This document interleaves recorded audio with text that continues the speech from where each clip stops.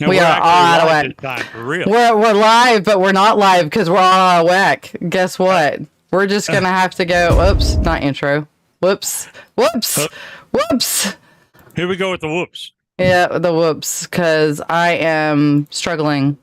We're here. Y'all can hear us, but there's gonna be some problems. We have gone amok already. We have gone amok. Oh. Yes, we have. There we go. And there we go. We're just going to bring our lovely faces right here for right now until I can get everything in there. Oh, yeah, we are a little skewed. Aren't Yes, we're skewed. We're skewed. So we're just going to do this and then, yay. We're just going to be that way for a minute. It's all straightened out. Let's introduce our guest tonight. This is Lisa Martin. She is with Dark Ozarks and Paranormal Science Lab. She's based out of Webb City, Missouri. And Ken and I are kind of tag teaming tonight because we're crossing over the borders into Missouri for him. So I promise I won't dominate the whole conversation, Ken, but just wanted to get that out there. But everyone, jump in. Hello. Hello. Hello.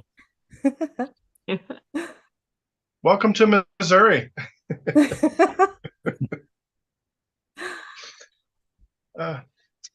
Lisa, I want to apologize first. You were invited on a show called A.M.O.K, and that's pretty much how we roll. That's all right. You know, you just take it as it comes. Always the first couple of minutes are just a little rough, but hey, you know, that's all right. We got it. We're good. Believe me, I'm used to it. I'm used to it. Thank goodness. Oh my gosh. But Lisa, we were talking before we started tonight, before it got even worse here. But kind of wondering, how did you get started, or what's your background a little bit in paranormal? Well, like a lot of people who end up in the field, had experiences very early. I grew up on a farm outside of Joplin, Missouri, that, among other things, was the site of a 6-day running battle during the Civil War. And needless to say, lots of things would happen. And very early, I figured out things were going on. My dad was a complete skeptic. He was an engineer, so those things, that just doesn't happen. Mm-hmm. And very linear. And my mother, who actually had quite a bit of intuitive gift anyway, but tried to downplay it and would explain everything away. And so I was always interested. Aside from that, I was just always interested in the macabre and the supernatural. Grew up, went off to law school, was doing my thing, starting my career, starting a family, and then moved back to the area. Oh, I guess it would have been in 98. And shortly after, we were looking for a house, and my ex-husband and I go looking at this house, and it's a turn-of-the-century arts and craft home, very nice. We go through it with the agent, and, ghosts or paranormal activity were the furthest thing from my mind. I'm running numbers and everything else in my head. We've been upstairs and come back down, and it had a switchback staircase, 4 tiers from the second floor to the first. And the agent and I were standing in the living room talking about different things. And my ex-husband had lingered upstairs, and he starts to come down. And I noticed, and like I said, 4 flights. He'd take a step or two and stop. Take a step or two and stop all the way down. And I start looking at him going, "What's wrong with you?" And he gets down to the bottom, and he kind of looks at us and goes, "Did you guys hear that?" And we're like, no. And again, I'm not thinking anything, thinking it's wind or whatever. And then we're in the basement a little later, and this large central room still had the old boiler in it, etc. And they had wandered off to a side room, and I was just kind of staying there contemplating for a moment. And then, very distinctly, dry, ice cold, had the distinct sensation of a thumb being laid across one side of my throat, and 1, 2, Holy 3, 4 fingers on the other side, and then it went through the back of That's my neck. disturbing. Goodness. And I decided, it didn't scare me, but it was like, not sure I really want to do my laundry in here. That's a little too up close and personal. So I walk over to the room they had walked into just in time to hear the agent say, I don't know what this room would have been used for. And I walk to the door, and one wall is all old apothecary cabinets. Along one wall are 7 large metal sinks and the largest drain in the concrete floor you've ever seen in a house. And I just looked at her and said, I'll tell you what it was. It was the embalming room. And I turned, I started to walk up the stairs, and I can still hear her stilettos on the concrete chasing me. Running. Well, I guess I should tell you, this was a mortuary in the 1920s. And I said, yeah, I figured that one out. And so ironically, we ended up buying the house, actually the house I'm here in right now, a block and a half away. And the funny thing is, walking in the neighborhood and so forth, very quickly, I started realizing not only me, but other people walking, subconsciously, everyone would cross the street away from it. And you always felt like you were being watched, etc. Then I started noticing that no one stayed in the house for very long, over a year, maybe 2 tops. And we're going on 23, 24 years now. And it just got me to really interested in researching and then investigating, etc. So that started 20 some years ago, and here I am. Here you are. Did you ever spend any more time in that place, or did you just kind of shy away from it? I don't shy away from anything. Why would you shy away from it? Well, I meant at the time. I mean, investigating, well, I mean, people were trying to figure it out. Yeah, people were living there and everything, but actually, one of my sons spent time in it at one point because a friend of his lived there, and they had activity. And then a few years ago, we were doing an event at the old Opera House in Carthage, Missouri, and there's a couple there. And while we're in a little break, I hear them talking. And they're going, do you remember when so-and-so in the family had that house? And they started talking in enough detail, I figured out, I think that's that house. And so I asked them, and it was. And so someone in their family had owned it back in the 70s and had a lot of activity. And it was a mortuary for about 20 years. Pretty much it is haunted. The people who live there don't want it investigated, or the current ones. Actually, I've asked 2 or 3 different ones, and they were like, no, I don't want to, I don't want to hear anything. I don't want to know. I don't want to know. Yeah. And so, but it's, it has its energy that radiates out, and that's good enough. Gotcha. Well, you said that there was a battlefield in that area, or is that someplace else? Was there Civil War battle in that area? Oh, there was a lot.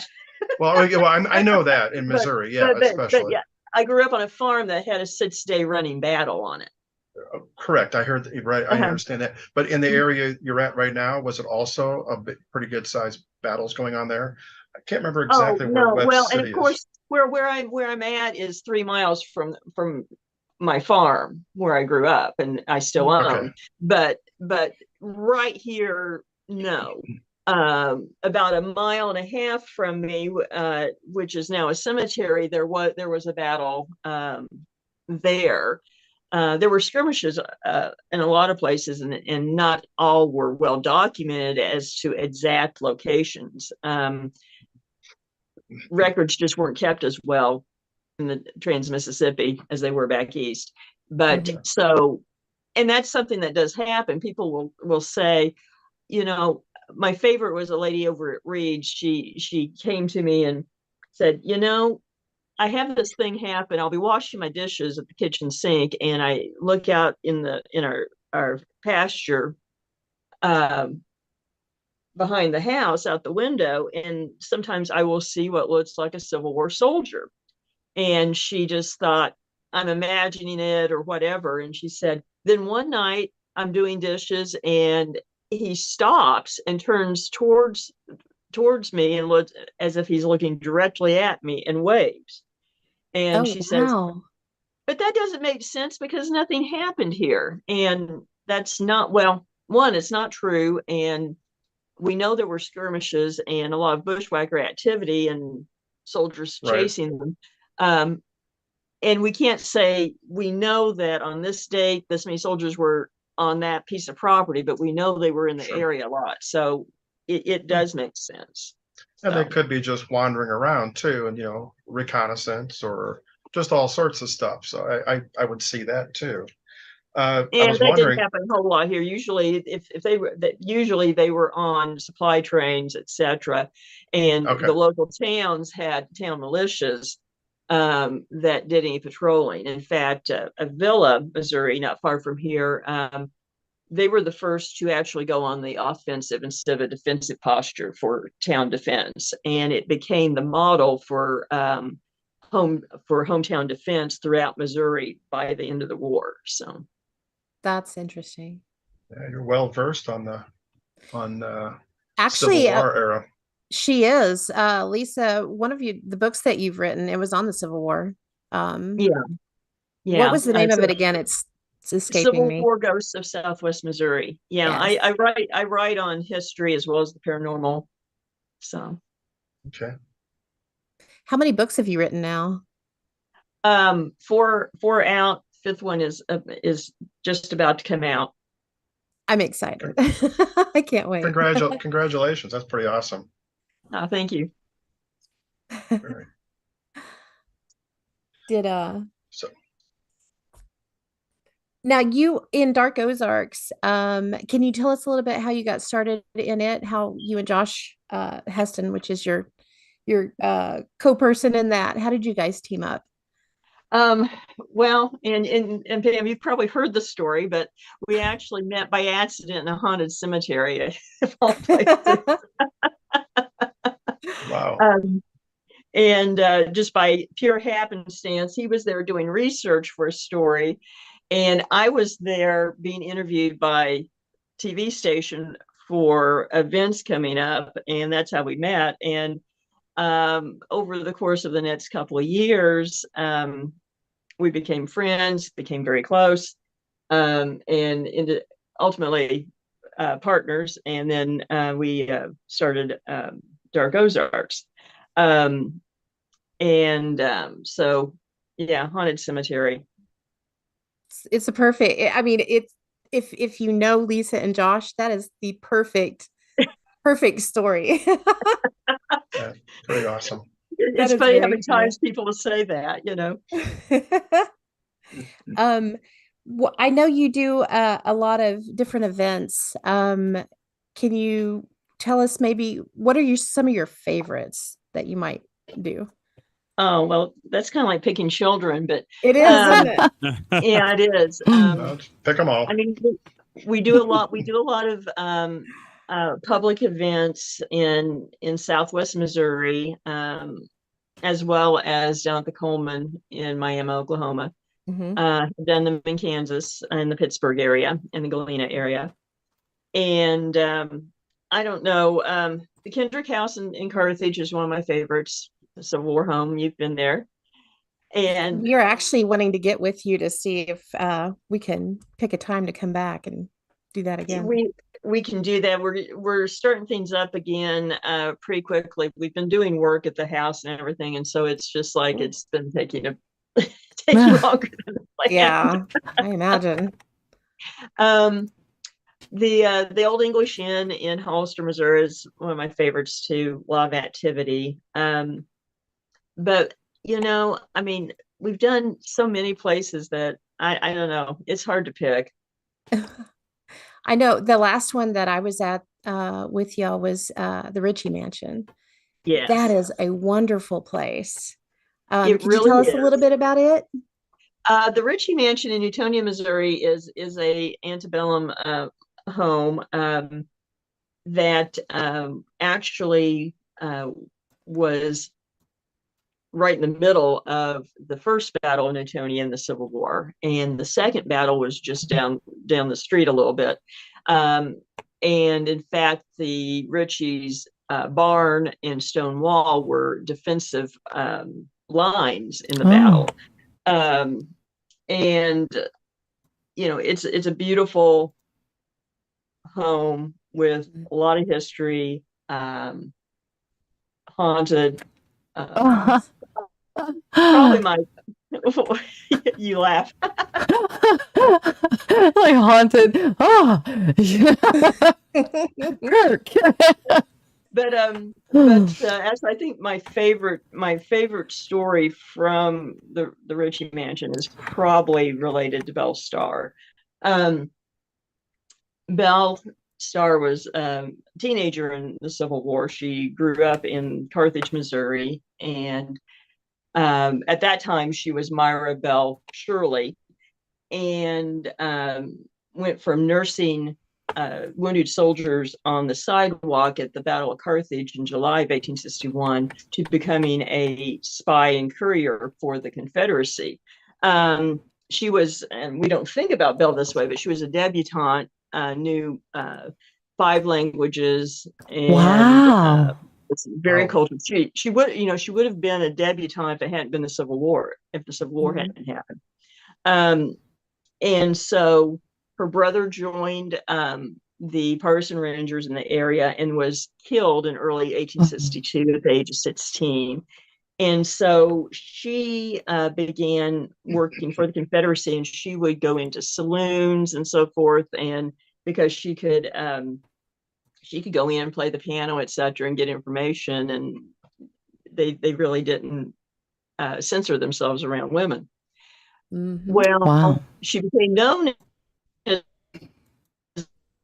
a spy, and so the provost marshal of Missouri actually would stay at the Ritchie Mansion at times to interrogate bushwhackers and guerrillas. And so she was actually captured twice and taken there. And the story goes that she escaped by jumping out of the second-story bedroom window onto the back of a horse, which sounds over the top, except for the fact that her father was the best horseman in Southwest Missouri, and she was her father's daughter, and she did have the skill to do that. Wow. Isn't that cool? Wow. Man, sounds like Zorro. Oh, she sounds amazing. My goodness. When it comes to the Ritchie Mansion, the one thing that really stands out in my mind, it's a beautiful place. And if anybody gets a chance to go visit, you definitely take it. On the second floor in one of the bedrooms during the war, that was used as a surgery. Is that correct? Yes. Upstairs, actually the master bedroom. Yes.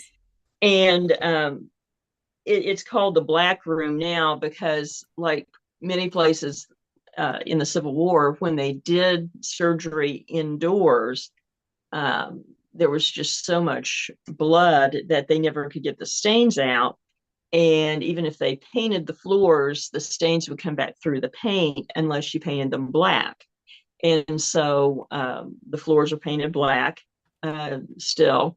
And so if you go into a building or home of that time period where there was Civil War activity and you have black floors, that's usually a dead giveaway that surgery took place there. Yeah, I didn't know that. That's cool. I didn't either. Would a UV light show anything, even through the paint? Not through the paint generally. Now, at the Kendrick House in Carthage, we actually do have the 1860s dining table of the family that was carried out the back door and used as a surgery table. Nice. And you can find there is lots of blood on it under UV. That's not creepy at Wow. all. No, not at all. And actually it sits in an addition that pretty much in the same spot it would have been when they used it. So the addition wasn't there in 1861. So it sits pretty much where it served as an operating table. And there is a lot of activity around it. And people who lay on it often have experiences, often have the sensation of being held down. Some people have actually had impressions of handprints on them, like they've been restrained, someone holding them down. Phantom pains, feel like people are poking them in different places. We've had several men, not women, but men who felt perfectly fine until they got on the table and then ultimately had to get up, run outside and throw up because they got so nauseous. Oh my. Wow. Sounds like a great place to go, doesn't it? Yeah. Yeah. I'll make sure to wear my van there. Yeah. It's nice and centrally located too. Yeah, if anyone wants to watch, if you watch Nick Groff's Deathwalker series, it is season 2, episode 6. It actually is the one right after McIntyre Villa, and they got some really good activity there. It's a pretty good episode, and you can watch it for free on Roku. So, nice. Nice. I'm gonna have to watch it. Yeah, for sure. Now, Well, I'll get back to you, Ken. Do you have questions? Yeah, because if you don't, I'm going to ask. Yes. Hold on. I gotta get my cheat sheet here. Because it's No, I heard you guys wrote a book about the was it the Joplin Spooklight?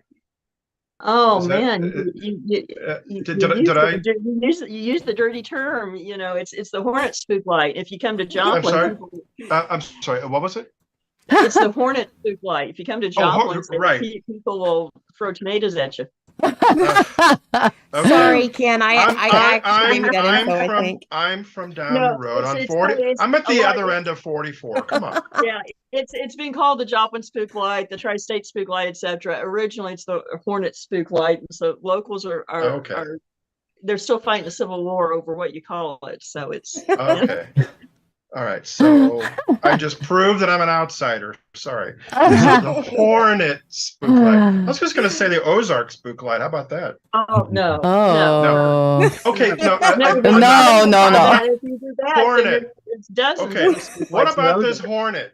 I've never done a spook light or anything like that, and I kind of want to because I want to see.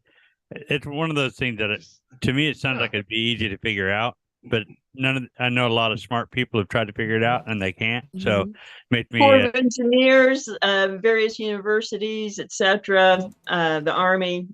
Well, I mean nowadays with drones, you just send it up, see if you can figure it out that way. But yeah. I mean, we have technology; we should use it, right? But I'm ignorant because I've never seen one. So okay, see, there you go, and that's the thing is people often want, they envision one, it's will-o-wisp or something like that, and it's not. This is a light that is seen variously over about a 10 square mile radius. So, it's not something that is an optical illusion, that you see it in one spot or an angle or whatever. You can see it, all different directions over several, like I said, several square miles, up to about 10. And it's funny. People will say it's been seen since 1886, and what they do is they're citing a New York Mirror article about it in 1886, but it goes back in native lore for hundreds of years. It was seen during the Trail of Tears, and then there's various legends about it. But basically, what you have a luminous ball of light that usually appears to be about the size of a basketball, it stays sometimes for an hour or more in an area. Some people say it's ball lightning. Ball lightning lasts a fraction of a second. One theory over time has been, of course, swamp gas. There's no area of decomposing organic layers. I wouldn't believe that. There's no cemeteries even, because cemetery lights often, hundreds of years ago, you would get light orbs from decaying corpses. Well, that really went out when you Aaron had Whitaker says it's an orb. Yeah. And it will split into two, sometimes three. It changes colors. Sometimes it's along the road. Sometimes it's in the fields. Sometimes it's right close to the ground. Sometimes it's at treetops. Moves often in what appears to be very intentional manners. It's gone through cabins of cars. People who live out there have, found it. It's in their yard, in their barns, that kind of thing. At times, unfortunately, what became known as Spook Light Road is only the third place where it was seen a lot. But from about the 40s through up to about the turn of the century, it was known as Spook Light Road. And you had wide shoulders. People could go out and park, and you could go out there any given night, and there'd be dozens of cars out there looking for it. They paved that road about 15 years ago, and there are no shoulders. And so the sheriff will run people off, because if you park out there and are walking out there, it is a safety hazard now. So, but you can still see it on the section roads north and south, crossroads. It's being seen more over on the Missouri side, over by Hornet again, where it originally was seen. And I've seen it dozens of times. So what do you think it is? I think it's related to geology myself. You are on a karst limestone bedrock with high crystal content that is very conductive of energy. The other theories that have been put out there, one, besides the swamp gas, etc., one is headlights off of Route 66 and then later I-44. Problem is, it was seen hundreds of years before there was a road or cars. Yeah, that makes no sense. Okay. And granted, if you are on one particular spot on 50 Road facing west with a certain temperature inversion, you can see rows of lights coming, and it's being reflected off the cloud cover 15 miles away. But you see rows of double lights because you're seeing headlights. Yeah. Mm-hmm. And they're, and they keep equal space, etc. But that's not what you see when you see the spook light. So, that's sort of the big theory, is that's what you're seeing. And that just doesn't add up. And we were out there just not too long ago on private property and watched it for about 30 minutes, away from the road. I mean, it's in the middle of two sections, and just watched it floating around. Oh my That's so cool. We've gosh. been out there a couple of times, but we haven't seen it yet. Yeah, it's sometimes you don't, but I've been out there a lot over the years. I mean, oh yeah, and here's another thing: is one thing that's kind of unique about the spook light versus some other earth light or ghost lights in other places. You'll have the stories and so forth, and it becomes kind of ephemeral, very veiled folklore.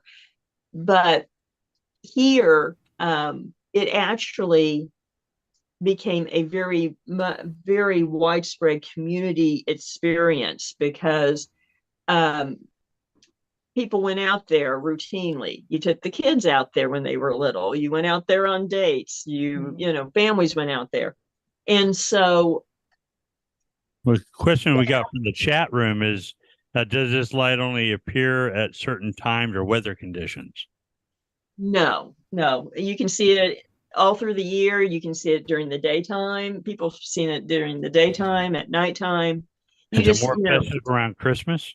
No, not necessarily. You know, but it doesn't really seem to matter as far as weather, as far as time of year or day of time, temperature. None of those things have a strong bearing on it. Huh. That's weird. Has anybody gotten relatively close to it? Oh yeah. Oh, I've had it be within about 10, 12 feet of me. Has there ever been any EVPs or anything from it? Not from the light itself. Now, see, a lot of other things happen. Now, it's a very interesting area because there's a lot of phenomena that happens in this space. You have right along Spooklight Road, you have lots of experiences of shadow men, of odd things happening with cars, including things jumping on cars, denting hoods, denting rooftops. A phantom dog is seen repeatedly. Phantom coyotes. I've experienced this, and I really figured it was something just, you know, one-off thing that happened to us one time. This was, oh my, this is probably 25 years ago, and there were 5 of us down there, and we had walked down from the car, probably quarter mile, and 2 of the party decide we'll go back and get the car and pull it up. And while they're gone, the 3 of us are standing there along the road, side of the road. And so you've got dirt road, you know, graded sides. You have tree lines on either side. You have barbed wire fence because there's pastures on either side. And from the south, you start hearing coyotes, and it sounds like a large pack, and they're running towards us. But it keeps running, and you keep expecting they're going to slow down or veer off because the tree line and the fence are there. They don't. It comes straight through, doesn't slow down. The sound just goes around us, straight around us, through the other side, as if it was just all flat ground. We all just kind of looked at each other and said, did that just happen? And right. So, but we chalked it up to just a one-off experience. Now, over time, I've had 3 other people come to me and tell me they had a similar experience down there. That's cool. Yeah. You also have a separate feature that's, as crow flies, probably 3 miles away, the Devil's Promenade over Spring River, which is a granite outcropping. And if you look on the internet, a lot of people are going to tell you that the spook light is the Devil's Promenade. It's not. The promenade is the physical feature. And it has been ceremonial land for native tribes for hundreds of years. It's owned by the Quapaw tribe now. Before that, the Osage were there for hundreds of years. There is a tale that a Osage chief was beheaded on the top of the promenade. It's considered sacred ground up there. There's a bridge over the river. The original bridge was a wooden bridge, and the legend grew up, and this is how Devil's Promenade got its name, was that if you stood in the middle of the bridge at midnight, I still want to know who the first person was that did this, you would hear horse hoofbeats running across the bridge. And then the tale grew up. It's the devil's horses. Then there's tales that you could summon the devil there. The natives say you can summon the little people there. And if you went to Branson, to Silver Dollar City in the, in the 70s and 80s and 90s. And I think they still do it now. The wooden bridge that they have, if you stand on the bridge long enough, you'll hear horses running over it. That is from the Devil's Promenade, because when they built the park, they incorporated regional folklore, and that came from the Devil's Promenade. Mm.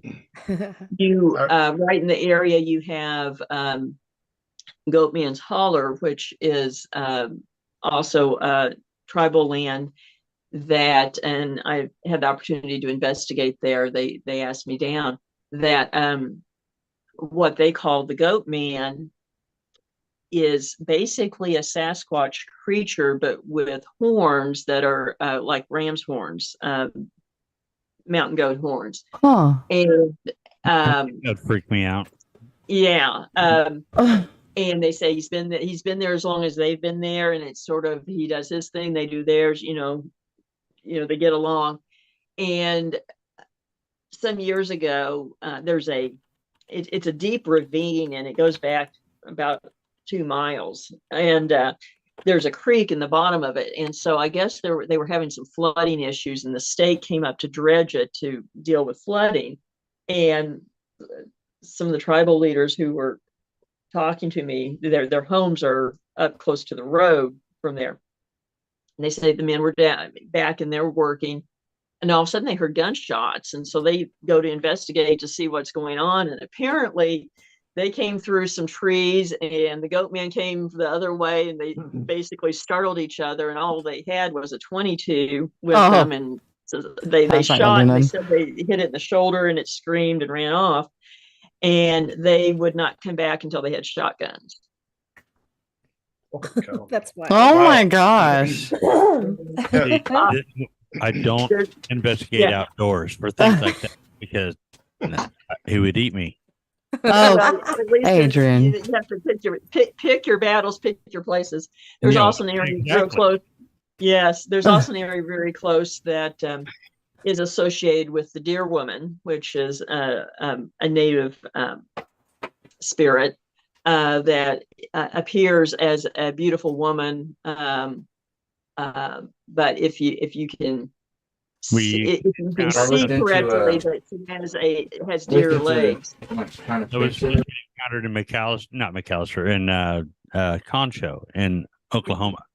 So there was a lot of story about one of the guys who was there encountered that deer woman. So yes, and this is just a few miles from Quapaw, and they have powwows there, and they used to have power dances. And the stories go that when they would have the power dances, this woman would show up, and she would dance with the men. And the men were always told, if a woman showed up that they didn't know, not to look at their feet, because if you looked down, you would see that she was the Deer Woman, and she was there to lure them away. And basically Deer Woman would bring retribution on men who treated women badly. And the area there that she's seen the most is at a homestead, an old homestead, where a woman was killed by her husband. Oh wow. Well, yeah, that's interesting. Cool. Wow. Okay, so and this place is where, so all these women can bring. No, I'm just kidding. You're gonna go dressed up, right, Sha? Sure. You're gonna go dressed up with deer legs, right? You're not supposed to tell everybody, Ken. I won't tell everybody. No, okay. Nobody knows. Okay. So you mentioned Sasquatch a minute ago, and that was a question I was going to bring up. With this spook light, could it be something related to Sasquatch in the area, or maybe even UFO activity? I don't think so. I really don't. I mean, and I know there's a lot of theories along that lines, and MUFON kind of gets upset with me. MUFON wanted me to be an area director at one point, and but I tend to be very empirical on those issues. And I've had a UFO sighting up close myself, but I'm not convinced what it was. I don't know that it was extraterrestrial, but it certainly wasn't anything of technology that we have anything close to yet. But I don't think so. I mean, there are not particularly any. I mean, other than the Goat Man, and that is fairly contained in the Holler region area there, and not widely seen. You don't get tales of Bigfoot or with the spook light, and you don't get really UFO sightings there per se, although it's close to the southern Missouri UFO triangle, they call it, between Joplin, right, Springfield, and Branson. But you don't get sightings there really. So I tend to say no. I mean, it could, but I rather doubt it. No, the spook light could be like one of the people in the chat said Six Gun was talking about maybe a ghost wagon that had the lights on them as they were going by. Well, it was there way before there were wagons here, though, too. Ooh. Yeah, there's stories from way, way, way back. Wow.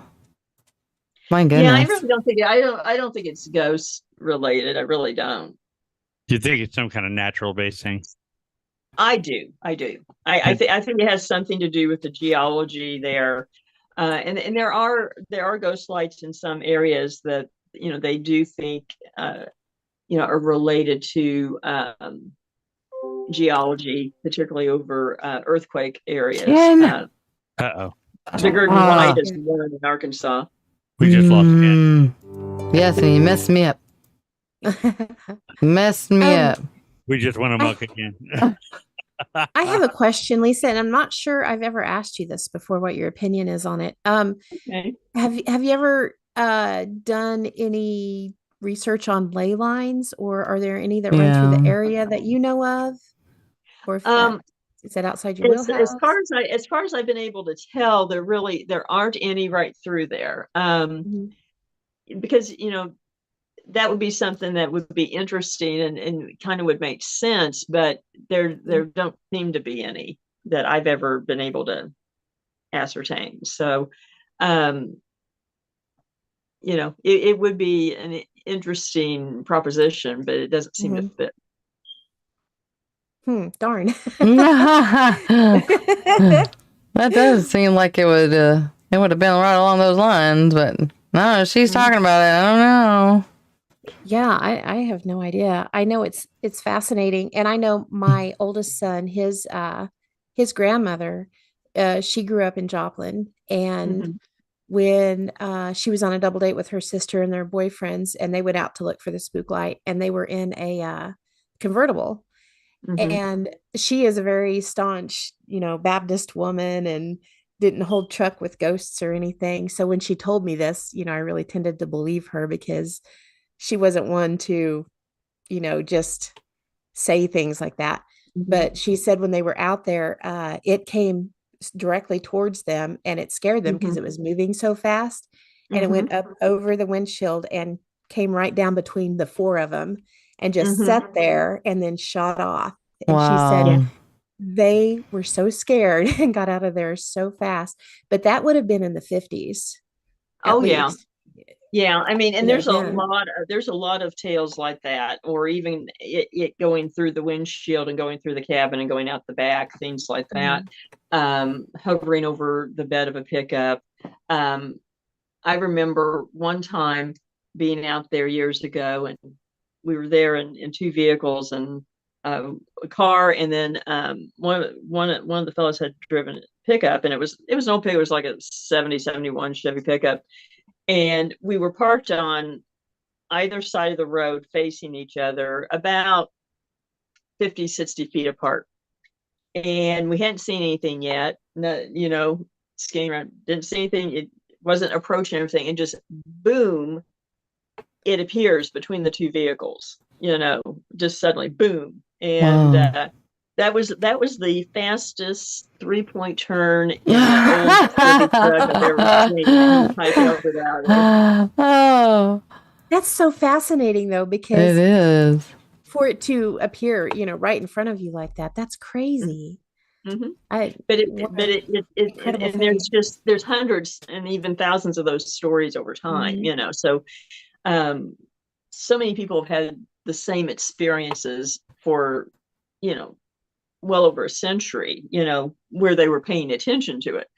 And so that's hard to dismiss. Yeah, for sure. Oh Especially with my. that. Yeah.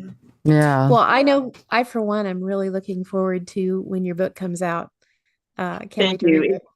it. It's And it's due out anytime. We are waiting for delivery from the printer. So awesome. And Josh co-hosted, co-authored that with you, right? yeah, Josh and I wrote it together. Cool. And can you tell us just a little bit about Josh? Because he was going to be here but didn't get to. So Yeah. Yeah, he had something come up he had to take care of for work. Josh Yes, Heston is what was that? Now he's not gonna say anything. Adrian. That's okay. Oh, I didn't hear. Josh's background is as a journalist and a graphic artist. He is the editor of State of the Ozarks online magazine, and then he also, through State of the Ozarks, has various businesses, including farmers markets, artists and writers events, fall festival, and art walks, etc. So he comes at all of this from the perspective of being a journalist and a folklorist. that's cool. Nice. And he wrote a book too, correct? On his own? Is it the Yes. He has a novel out, yes. Play Child's Doctor, and it's very Yes. good. It's actually it takes place in the 1920s in central Missouri, and incorporates a lot of folklore, including regional folklore, in it. Oh, nice. So talented. Yeah. I like it. No talent. They both are, yeah. They both Yeah. are. No, And can you tell us I what don't- other I don't books believe that that. you have written? I know What was that? I know we talked about the Civil War ghosts of Southwest Missouri. What other books have you written? Other books include Haunted Joplin, Haunted Carthage, Missouri, and Missouri's Wicked Route 66 Gangsters and Outlaws on the Mother Road. Nice. That's Nice. awesome. Wow. You know, I've never encountered anything haunted up there in Joplin, but I have had an out of body experience on the freeway. Lord. There are a lot of places I don't in necessarily Joplin think I don't have think an that out body was, experience as well. I don't think it was paranormal though, but Oh my, Adrian. My goodness. No.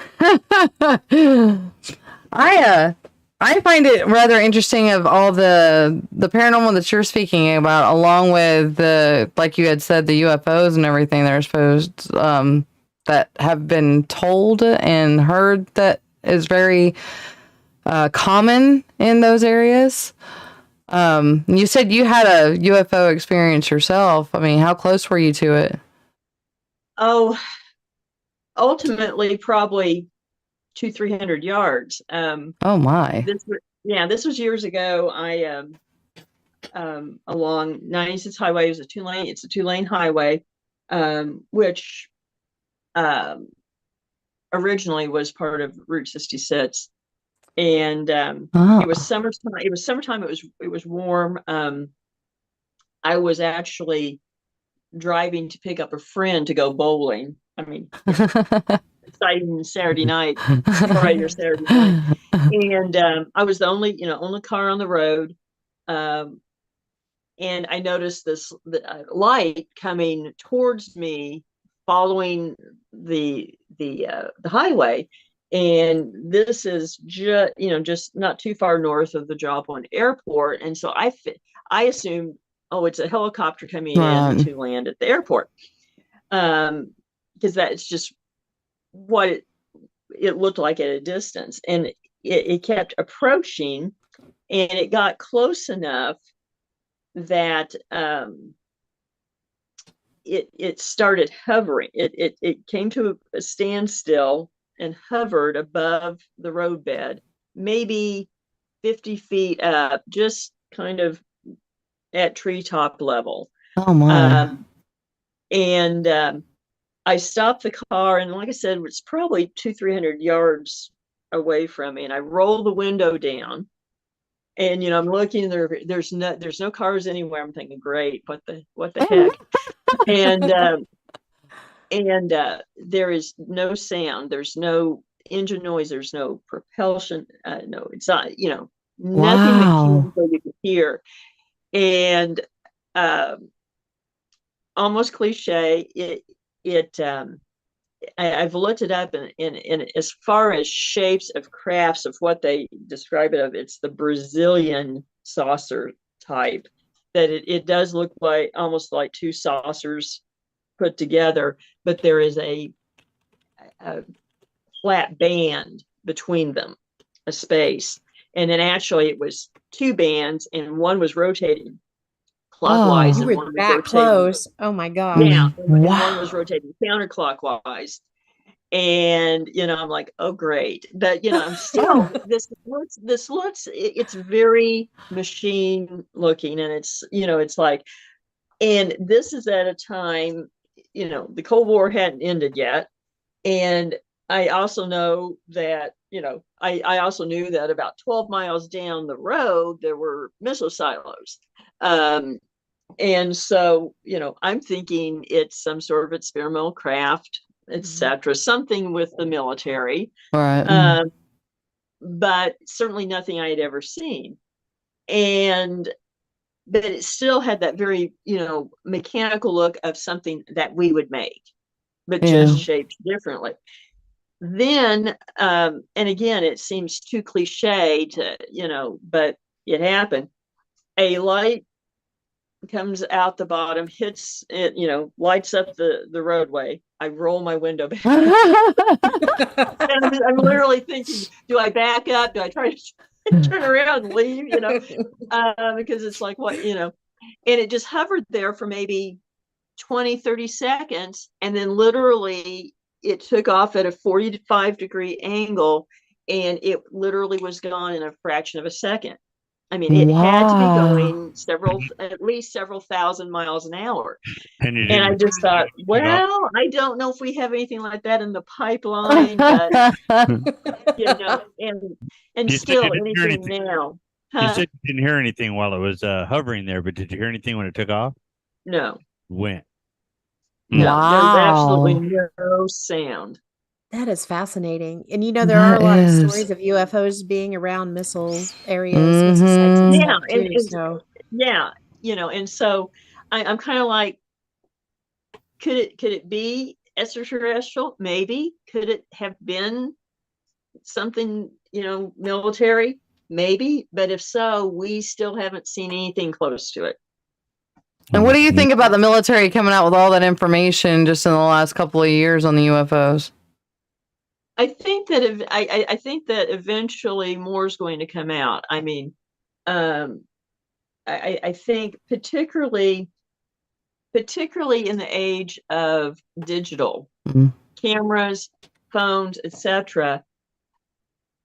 Eventually, whatever they know is going to have to be disclosed, because you can't just write it off as easily now, because people are always walking around with a camera. Yep. But therein lies the problem, though, because there's people who are good with computers can make almost anything look good, and there's so much out there that I almost don't even believe my eyes unless I actually see it live anymore. Well, I mean, that's true, but here's the thing: that's actually a moot point.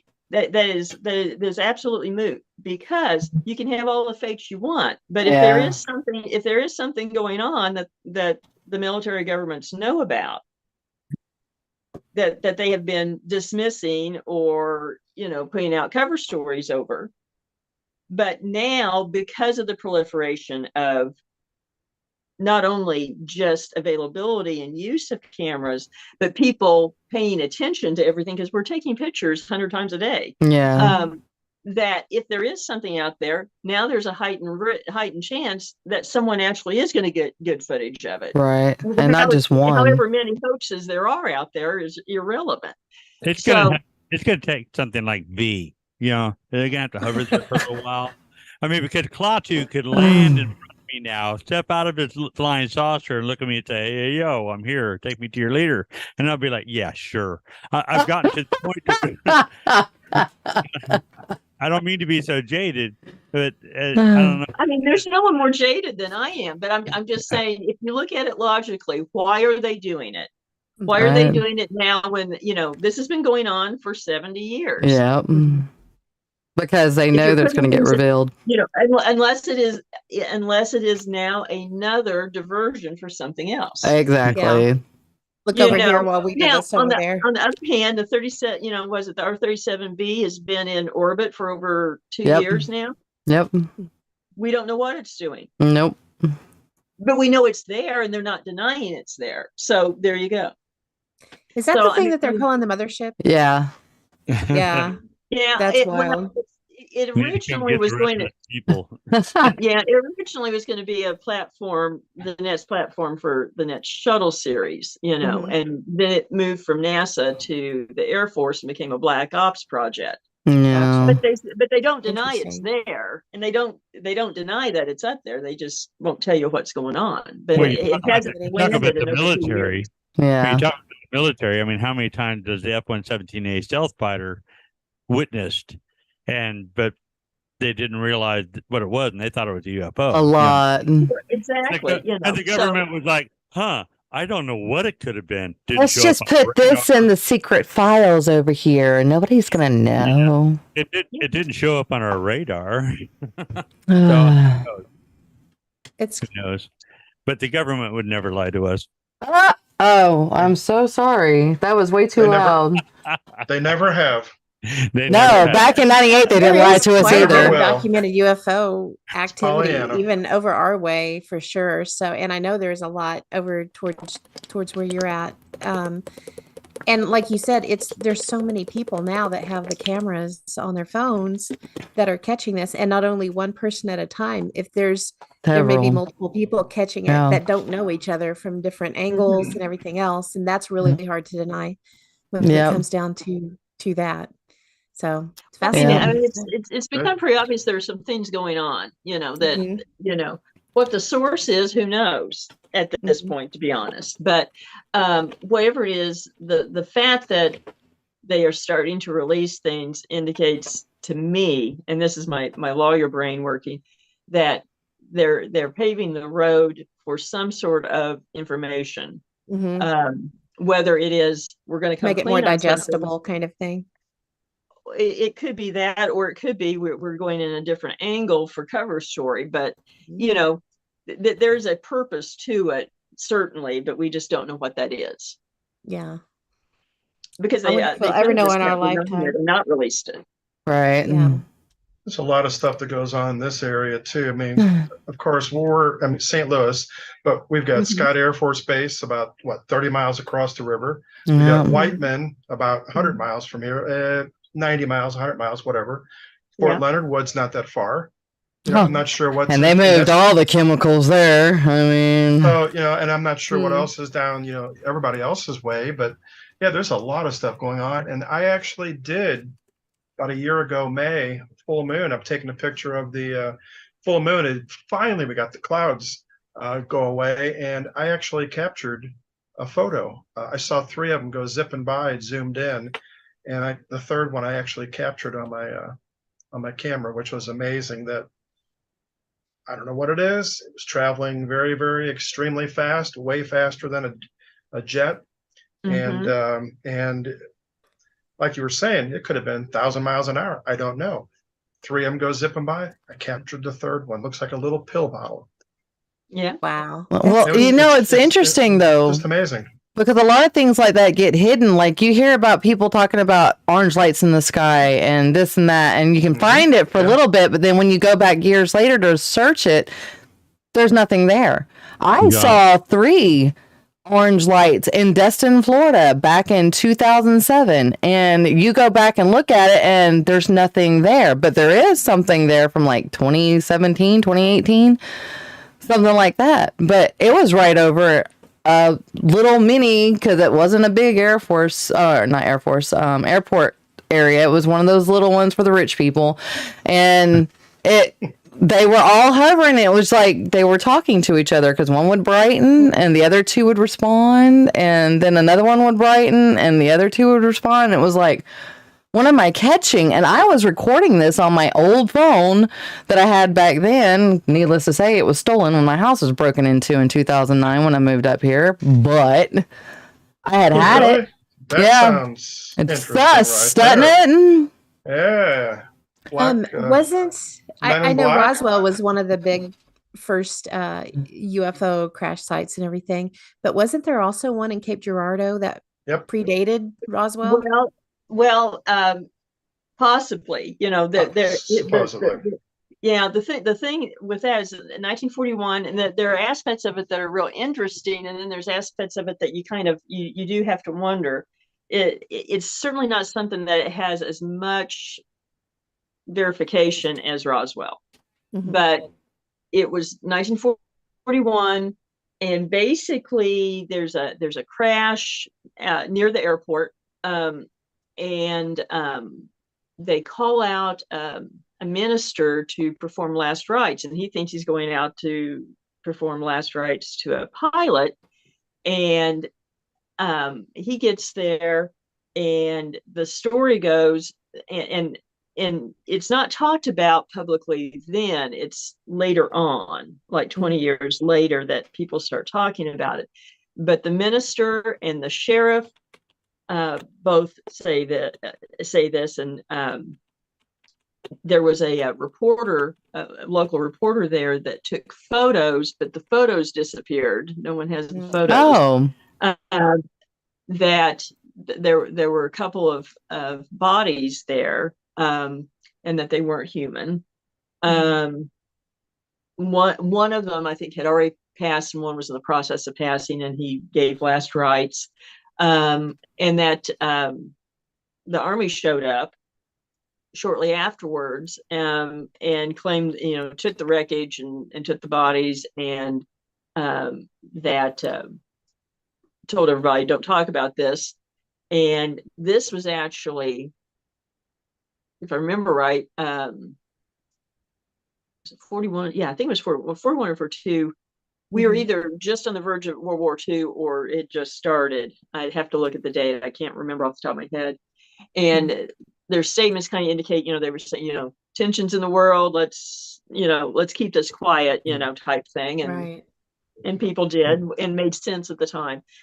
Later on, there was a version that Harry Truman supposedly came out there. He was senator at the time. But I've kind of looked, and I haven't found anything indicating that he was in Missouri at that time or anything.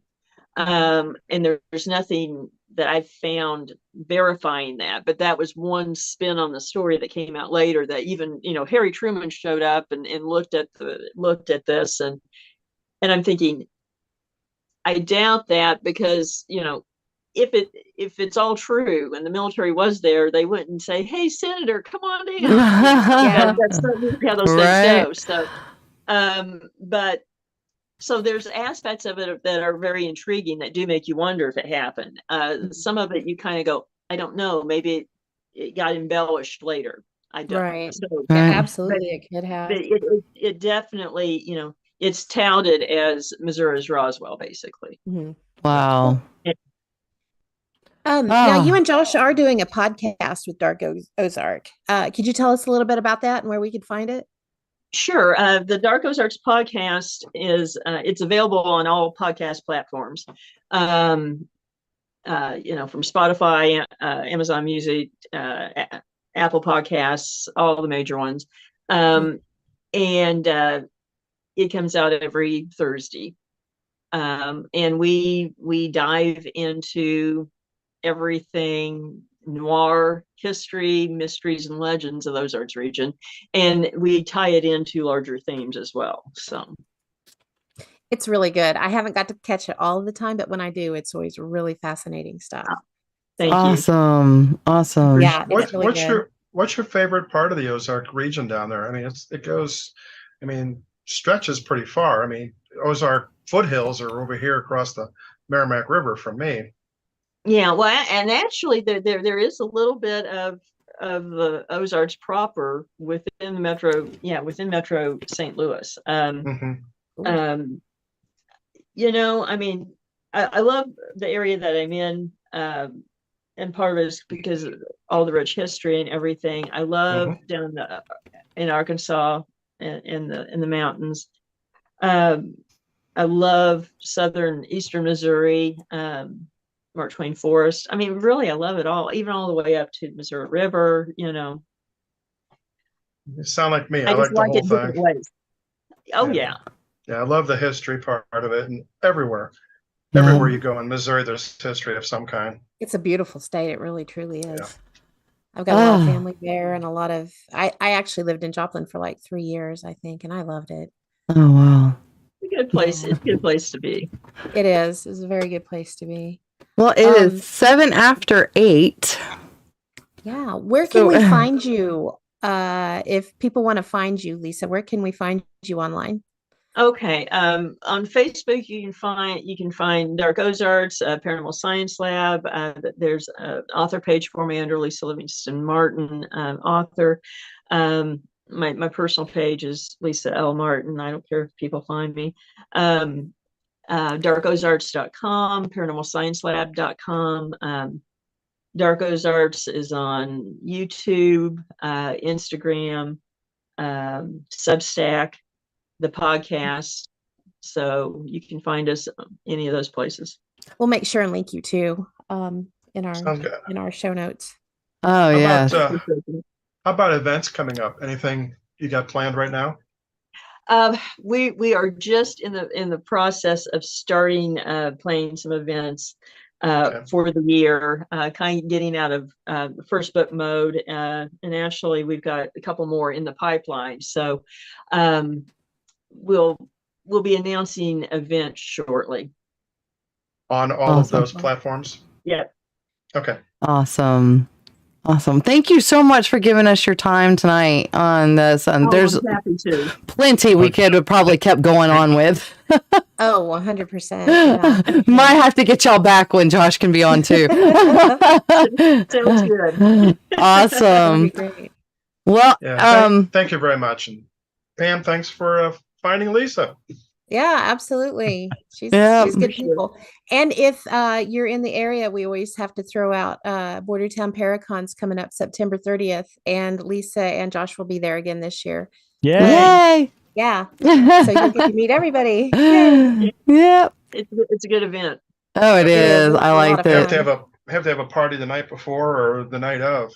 The night before. The night before. Yeah. We got some stuff planned. So everybody can walk around like, oh God, why did I do that? Well, not that kind of party, but you know. We're not going to undermine our own event. Well, we're just coming for the party, fam. We're just coming for the party. No, I'm just kidding. Dang it. Well, it was a pleasure meeting you finally, Lisa. Yes, it was very much so. It was a pleasure. I appreciate y'all. All right. Tonight. Yes. And we'll see everybody next week. Bye. Bye, y'all. Bye. Thank you.